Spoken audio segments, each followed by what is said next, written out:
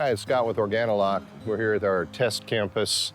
It is September 6, 2019. I just wanted a really quick update on the happenings around here because we haven't been keeping people up to date much. But here in the background, you'll see where we've got some test hemp plots going where we're testing different fertilizers and varieties and grow techniques. Around me here are our typical grow containers where we've been doing the normal growing of all the different fruits and veggies and herbs.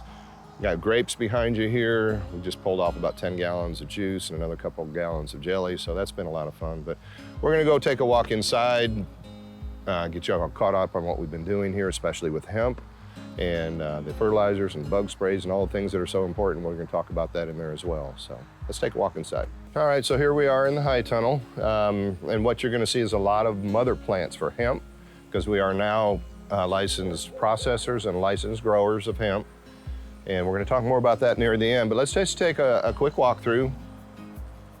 So again, this is all hemp. Over here on the right, we've got the fig tree, we've got the tangerine. There's several right in here. You'll see those will actually, those will be ripe in November, December timeframe. Over here on the lemon tree, last time I counted, there was over 40. I quit at 40. But you can see the size for reference. And that's what happens when you put a good soil behind it. We've just planted a grapefruit over here in place of the avocado that was here for all of you that have followed these videos in the past. So that's already doubled in size in about 4 weeks. So it'll be fun having grapefruit in here as well. So as we duck under all our nice citrus trees, you come to the back part, more mother plants for hemp. I have no idea what that big flower is, but some Chinese were here yesterday and said they've never seen anything that big, usually about half of that or less. We have basils, we have snack peppers, bell peppers. One thing we've done different this year is not emphasize on the tomatoes, so we're just now getting them out and we're putting them in our troughs this year instead. And we're doing the string system. We'll put lights on them and hopefully we'll get some tomatoes for quite a while yet this year because we got so busy with the hemp that we just simply ran out of time. These are peppers from last year and they've been giving all year long. Again, testimony to the soil and how long it lasts. We've got more tomatoes troughs. That's a mini trough there, so you can see that it does support tomatoes as well. Then we've got okra, we just put in a pot here. We've already harvested some off of that one. Another tomato over here. We like Mr. Stripey for our burgers and things like that, so that's growing real nice. We'll have a lot of tomatoes there, it looks like. Back here in the corner, you'll see that the sweet potato vines have just kind of run rampant. The purpose was to get more slips to plant early in the year, and they took off so fast, we decided to just let them run. So you can give an idea. That thing's just completely full of potatoes, and we'll get one of the grandkids in here later to harvest with us for the fun of it. So we've got 1, 2, 3, 4, 5 pots of potatoes in here. Very healthy. Outside, I've got 4 of the 10-foot troughs. That'll give us another 300 plus pounds outside. Asparagus fern, is a little one we up-potted or upgraded the pot, and you can see how it's took off. Again, soil and fertilizer is what it's about. As a company, one of our goals is to enable hemp growers to do the work themselves and make the money instead of handing that off to the big conglomerates. So what we're working on is a complete system. You start with a cloning media of some kind, so that's what's in here. We're working on a purely organic version of it. Then you get them cloned, you put them in the trays. Then once you've got them rooted, you put them in a 4-inch pot like this one over here. Then you jump to a 1 gallon, and then a 2 gallon, 3 gallon, 5 gallon, 15, however big you want to go. And then you get what we call the mother plant up to the state like this where you can come through and clip off clones every couple weeks. This one will give me probably 3 dozen clones. And I'll be able to do the same thing in a week or two, probably closer to 2 weeks. And the idea is, if you want to do this yourself, you're going to need maybe 5,000 to 10,000 clones. You would like to be able to do that yourself. We're going to help you get to that point. There's about 250 clones right here. Pull one out. And you can see these are way past due. We've got to get them up potted, or take them up to a 1 gallon, but they're just nothing but a root ball at this point, but still very healthy. That's our soil.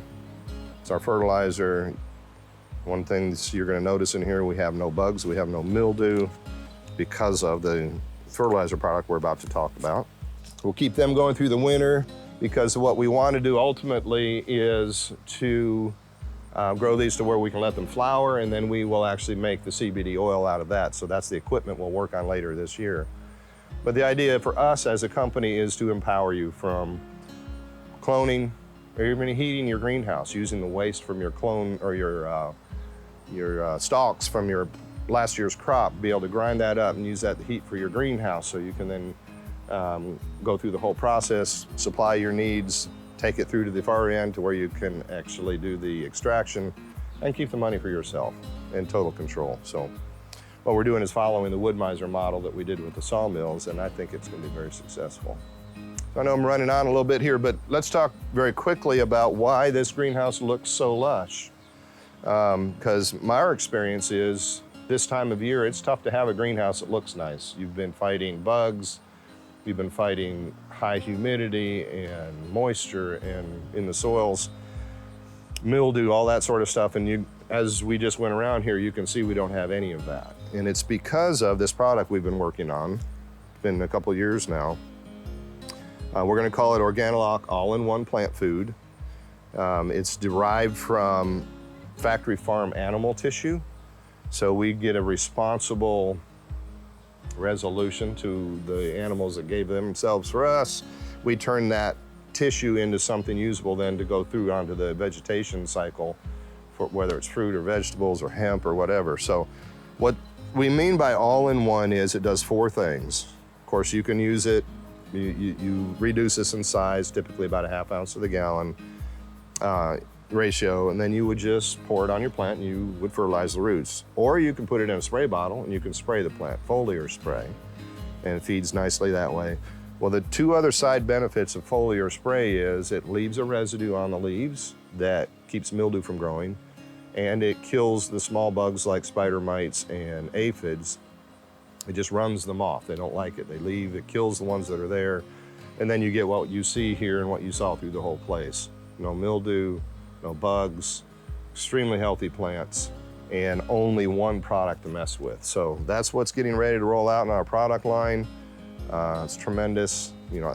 For me, I've done everything that everybody else has probably tried, between the oils, soaps, peppers, garlic, 3 Sisters, you name it. We've tried it all, and I have not been successful until now.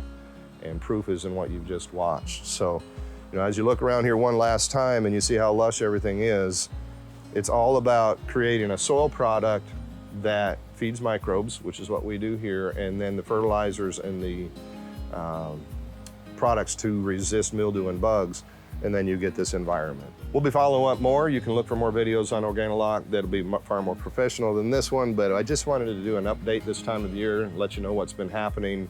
You're gonna hear a lot more about hemp as we learn how to process it more and turn it into the oils. But with that, I'll sign off this time around. And as we always say here at OrganiLock, until next time, happy gardening.